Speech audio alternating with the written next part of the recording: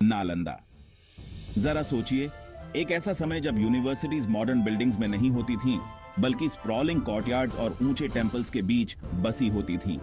ये थी नालंदा, नॉलेज का एक प्रकाश स्तंभ जिसने लगभग 1000 साल तक दुनिया को रोशन किया। प्राचीन भारत के हृदय में स्थित नालंदा का बौद्धिक प्रकाश दुनिया के दूर दराज कोनों तक पहुंचा। चीन, तिब्बत, कोरिया और मध्य एशिया के स्कॉलर्स ने नालंदा के पावन हॉल में ज्ञान के रहस्यों को उजागर करने के लिए कठिन यात्राएं की। नालंदा की विरासत शिक्षा की स्थायी शक्ति की एक प्रबल याद दिलाती है। नालंदा की कहानी 5वीं शताब्दी ईस्वी में भारत के बिहार के उपजाऊ मैदानों के बीच से शुरू होती है। उस समय की कल्पना कीजिए जब बौद्धिक उत्थान का दौर था, जब गुप्त साम्राज्य ने कला, विज्ञान और साहित्य के स्वर्ण युग को बढ़ावा दिया था। किंवदंती है कि यूनिवर्सिटी की स्थापना एक उदार राजा ने की थी। हालांकि सटीक विवरण समय के साथ धुंधले हो गए हैं। वास्तविक संस्थापक चाहे जो भी हो, लेकिन जो बात निर्विवाद है वह है नालंदा के पीछे का दृष्टिकोण। सीखने का एक अद्वितीय केंद्र बनाना जो सबसे प्रतिभाशाली दिमागों को आकर्षित करे। नालंदा की प्रतिष्ठा केवल शाही संरक्षण पर नहीं बनी थी, यह उसके शिक्षकों की प्रतिभा और उसके करिकुलम की कठोरता थी जिसने इसे अलग बनाया। शिक्षा के प्रति इस समग्र दृष्टिकोण ने नालंदा की असाधारण यात्रा की नींव रखी। 10,000 से ज्यादा छात्रों और 2,000 शिक्षकों से भरे हुए एक विशाल कॉम्प्लेक्स की कल्पना कीजिए। यह अपने चरम पर नालंदा थी, एकेडमिक खोज का एक हलचल भरा केंद्र।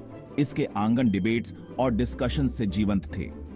प्रवेश प्रक्रिया कठोर थी, यह सुनिश्चित करते हुए कि केवल सबसे समर्पित और बौद्धिक रूप से प्रतिभाशाली छात्रों को ही प्रवेश दिया जाए। नालंदा का पाठ्यक्रम उसके छात्रों जितना ही विविध था, जो दुनिया की समग्र समझ को बढ़ावा देता था।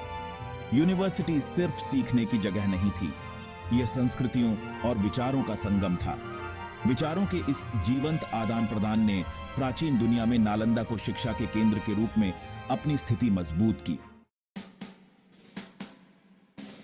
भाग 4, अपने शिल्प के उस्ताद, नालंदा के दिग्गज। नालंदा के पावन हॉल प्राचीन भारत के कुछ सबसे प्रतिभाशाली दिमागों की आवाजों से गूंजते थे। इन दिग्गजों में कुछ नाम सबसे अलग हैं। उनके योगदान इतिहास के इतिहास में हमेशा के लिए अंकित हैं। ऐसा ही एक महान व्यक्ति थे नागार्जुन, एक दार्शनिक और विद्वान जिनकी शिक्षाओं ने बौद्ध विचारों पर एक अमिट छाप छोड़ी। एक और प्रमुख विद्वान थे आर्यभट्ट, जो एक प्रसिद्ध गणितज्ञ और खगोल शास्त्री थे, जिनके अभूतपूर्व कार्य ने उस समय की वैज्ञानिक समझ में क्रांति ला दी थी। उनकी विरासत उस बौद्धिक कौशल के प्रमाण के रूप में कार्य करती है जो यूनिवर्सिटी की दीवारों के भीतर फला फूला। भाग 5, ज्ञान की एक टेपेस्ट्री, नालंदा में शैक्षणिक जीवन। नालंदा के एक छात्र के रूप में खुद को उस समय में जाने की कल्पना कीजिए और खुद को बौद्धिक उत्साह की दुनिया में ले जाइए। यूनिवर्सिटी का पुस्तकालय, जिसे धर्मगंज या सत्य का खजाना कहा जाता है, देखने लायक था, जो दूर दूर से विद्वानों को आकर्षित करता था। नालंदा में जीवन केवल कठोर शैक्षणिक गतिविधियों के बारे में नहीं था, यह एक समग्र अनुभव था जो कैमराडरी और साझे उद्देश्य की भावना को बढ़ावा देता था। नालंदा के शिक्षा शास्त्र में डिबेट और डिस्कशन पर जोर केंद्रीय था, जो आलोचनात्मक सोच और बौद्धिक स्वतंत्रता का पोषण करता था। यह दृष्टिकोण, जो रटकर सीखने के बिल्कुल विपरीत था, नालंदा को सीखने का एक अनूठा केंद्र बनाता था। भाग 6, नालंदा, आज एक गौरवशाली अतीत की गूंज। आज जब हम नालंदा के खंडहरों के बीच खड़े हैं, तो हमें मानव प्रयासों के सबसे भव्य होने के क्षणभंगुरता की मार्मिक याद आती है।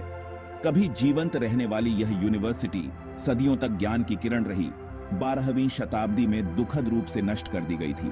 फिर भी खंडहरों में भी नालंदा की आत्मा बनी हुई है। इसकी विरासत युगों से फुसफुसा रही है। नालंदा की विरासत को पुनर्जीवित करने के प्रयास चल रहे हैं। पास ही एक आधुनिक यूनिवर्सिटी की स्थापना की गई है। नालंदा की कहानी, हालांकि ट्रेजेडी से जुड़ी हुई है, एक कालातीत सबक देती है, शिक्षा की शक्ति और एक ऐसी यूनिवर्सिटी की स्थायी विरासत का प्रमाण जो कभी दुनिया को रोशन करती थी।